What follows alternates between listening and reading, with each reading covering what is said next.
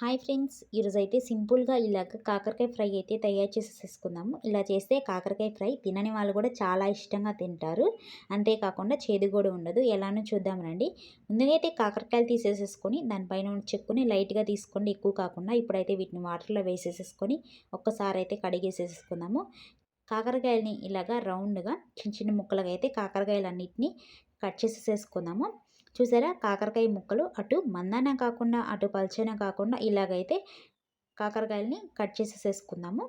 ఇప్పుడు వీటన్నిటిని ఒక బౌల్లో వేసేసేసుకొని కల్లుప్పు కూడా వేసేసేసుకొని ఒకసారి అయితే కలిపేసేసేసుకొని 10 నిమిషాలు అయితే పక్కన పెట్టేసేసుకుందాము. ఇప్పుడు పొయ్యి మీద ఒక ప్యాన్ పెట్టేసేసి ఆయిల్ కూడా పోసేసేసుకొని మనం ఇందాక కలుపుకొని పెట్టుకున్నాం కదా కాకరకాయ ముక్కలు, కల్లుప్పు, ఇప్పుడైతే ఒకసారి ఇలా చేత్తో బాగా కలిపేసేసి చేతికి కాకరకాయ ముక్కలు తీసేసుకొని ఇలా ప్రెస్ చేస్తే కాకరకాయ ముక్కల్లో ఉన్న వాటర్ అన్నీ బయటకు వస్తాయి. అంతేకాకుండా కాకరకాయ ముక్కలు చేదు కూడా ఉండదు. ఆయిల్లో అయితే ఇప్పుడు ఈ కాకరకాయ ముక్కలు వేసేసేసుకుందాము.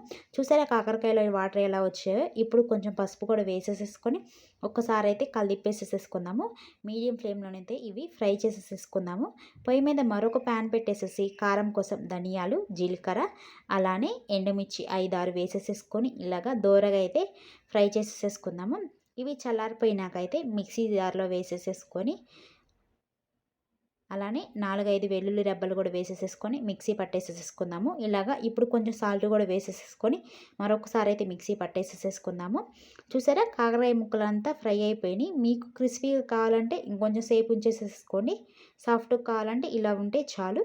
చూసారా, ఇలా ఉండాలి సాఫ్ట్గా అయితే. ఇప్పుడు ఆయిల్ ఏమైనా ఉంటే తీసేసేసుకొని కరివేపాకు కూడా వేసేసుకొని ఒక్కసారి అయితే కలిపేసేసుకుందాము. మనం ఇందాక కారం రెడీ చేసుకున్నాం కదా, ఆ కారం కూడా వేసేసేసుకొని ఒక్కసారి అయితే కలిపేసేసుకుందాము.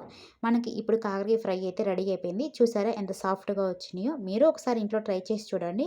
ఇలాగ వేడి వేడి అన్నంలో వేసుకొని తింటే కాకరకాయ ఫ్రై చాలా బాగుంటుంది. ఒకసారి మీరు ట్రై చేసి చూడండి. నా వీడియో కనుక నచ్చితే లైక్ చేసి సబ్స్క్రైబ్ చేయండి. Bye friends.